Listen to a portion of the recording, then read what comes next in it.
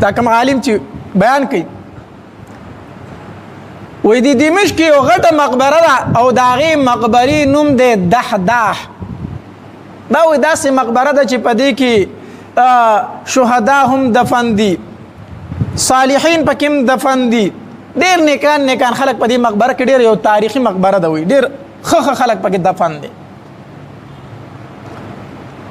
وایي دغې مقبره کې یو ګورکن مونږ وایو چې دا قبرونه چې کني، وایي هغې ګورکن وی چې ماله یوه زنانه راله او ما ته یې وویل چې ماله یو قبر وکنه. وی هغې له ما قبر وکنستو. لږ ساعت بعد دغه زنانه را روانه ده او یو مړی کسانو راغستی دی او لږ غونته کسان دي ورسره. مونږ جنازه وکړه. چې جنازه مو وکړه وی ما دا مړی په دې لحد کې کېښودو. دا زنانه زمونږ نه رخصت شوه لاړه. خو چې ما دا مړی په دې قبر کې کېښودو په دې لحد کې نو یو ډېر عجیبه منظر مې ولیدو. وی دا قبر کولاو شو غیر چاپیره بس د جنت باغات دي، باغچې دي او د جنت چې کوم نعمتونه دي هغه ټول موجود دي. او یو دوه تنه په تیز رفتار اس باندې رالو او زمانه یې دا مړی اوچت کو، د ځان سره یې واغست. چې د حالت ولیده بس د یو چغه وواله بېهوشي پرې راله راتاو شو. وی چې زه کسانو را بار کړم د قبر نه، کفن دفن هغې وکړو. چې کله د کفن نه دفن نه فارغ شو په ما باندې اوبه مبر وچنګلې، زه په اوښ کې رالم. ما ته وایي چې څه چلو شو؟ ما ورته ویل چې یاره ما دا مړی په دې قبر کې کېښود، ما داسې منظر ولیدو، داسې چلو شو. هغې راته وایي چې دا ستا وهم دی، مونږ خو ګیر چاپېره ولاړو، مونږ خو هېڅ هم ونه لیدل. تا به لیدل او مونږ نه لیدل، خو دغه تنګ قبر او ته وایي چې عرض شو، مونږ خو هېڅ هم نه دي لیدلي. بهرحال زما په خبره چا یقین نه کو نو. ما وایي ټیک ده. سموده تېره شوله. سموده پس بیا یو زنانه راله. ما ته وایي چې ماله یو قبر وکنه. ما قبر وکنستو. بیا یو مړی کسان راغستی، لږ غونته کسان دي ورسره او دغه زنانه ده ورسره.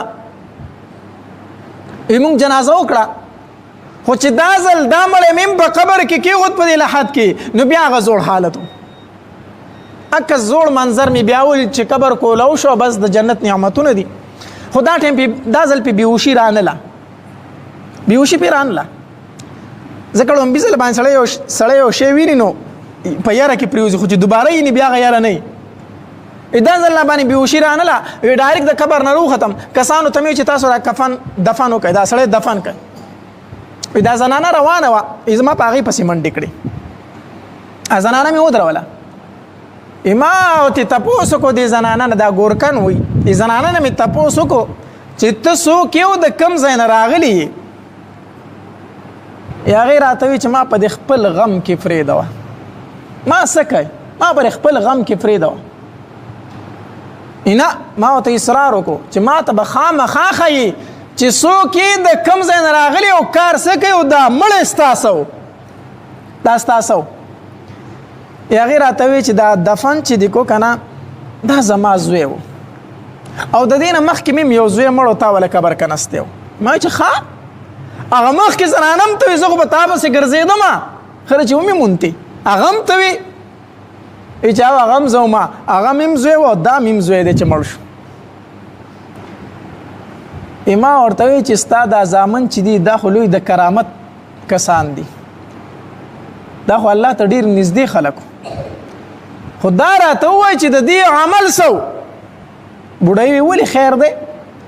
ګورکن ورته واقعه ټوله بیان کړه چې هغه مخکې مې هم دفن کو، قبر کې مې داسې حالات ولیدل، دې مې دفن کو هم داسې حالات مې ولیدل.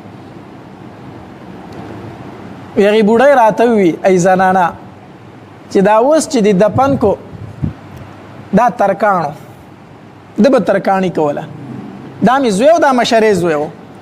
او هغه مخکې چې تا دفن کړی و هغه طالب العلم و، د علم زده کوونکی و، مدرسه کې سبق وي.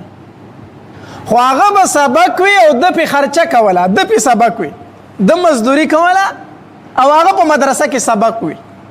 دا دواړه زما زامن و. او ګورکان هلته کې هغه سخسوري بیلچې په ځای ورته تاوې کړې. ښه د طالب العلم دومره لوی مقام چې په خپله هم جنت ته خو چې څوک ورسره تعاون کوي هغه دپاره هم جنت، د هغه دپاره هم جنت، دومره لوی مقام.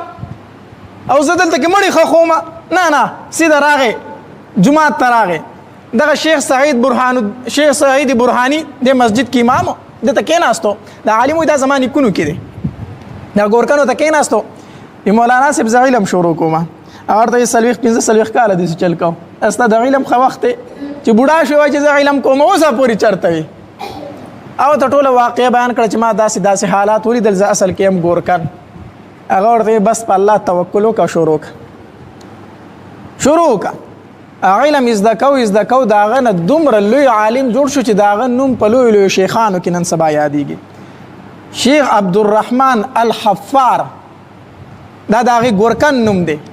شیخ عبدالرحمن الحفار لوی بزرگ تینا جوړ شو، لوی عالم تینا جوړ شو.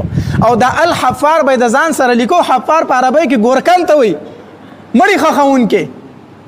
او بیا د هغه په خاندان کې ډیر علما را پیدا شو، او هر عالم به د ځان سره الحفار لیکو چې ګورې موږ د ګورکن د خاندان یو.